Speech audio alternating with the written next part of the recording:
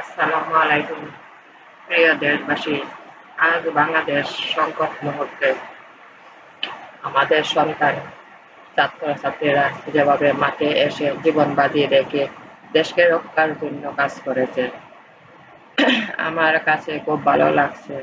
ছাত্রছাত্রীরা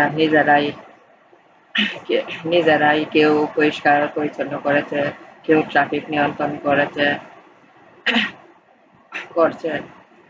অনেক অনেক অভিনন্দন ও দোয়া রইল তরুণ প্রজন্ম ছাত্রছাত্রীদের জন্য। তরুণ প্রজন্ম ছাত্রছাত্রীরা আগামী দিনের ভবিষ্যৎ। তরুণ প্রজন্মই দেশের ভবিষ্যৎ। আসুন আমরা সবাই মিলে নিজের অবস্থান থেকে দেশকে ভালোবেসে দেশের রক্ষার জন্য কাজ করি।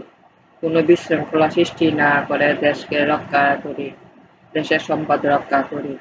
দেশের প্রতিটি মানুষের আছে দায়িত্ব আছে। আসুন আমরা সবাই দায়িত্ব আছে, দেশের প্রতিটি মানুষের দায়িত্ব আছে। আসুন আমরা যার যার অবস্থান থেকে দায়িত্ব পালন করি। ছাত্রছাত্রীরা যেমন পরিচ্ছন্ন কাজে ব্যস্ত, ট্রাফিক নিয়ন্ত্রণ কাজে ব্যস্ত, তাদের সাথে কাঁধে কাঁধ মিলিয়ে আমরা সবাই মাঠে থেকে নিজ দায়িত্ব পালন করি।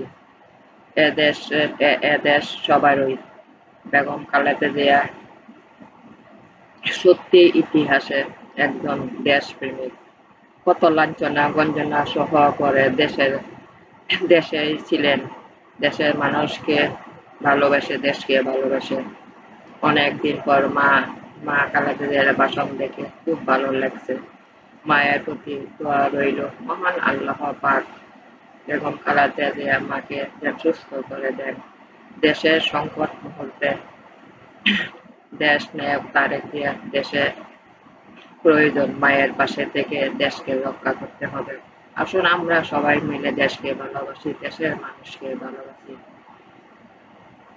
আসসালামু আলাইকুম।